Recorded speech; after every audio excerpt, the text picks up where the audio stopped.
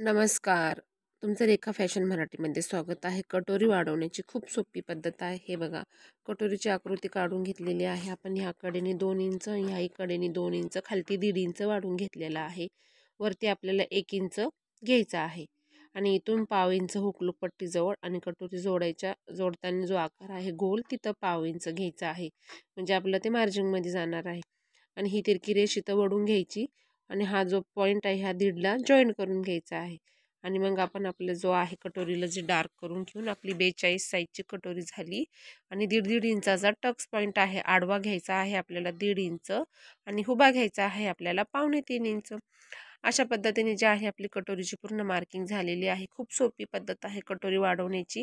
ही बघा, हा आहे 1.5 इंच आणि हा आहे आपला 2.25 इंच. बघा, आपल्या कटोरीला किती छान शेप आलाय. तुम्हाला जर हा व्हिडिओ आवडला तर माझ्या चॅनलला सबस्क्राईब करा, व्हिडिओला लाईक करा, व्हिडिओ शेवटपर्यंत नक्की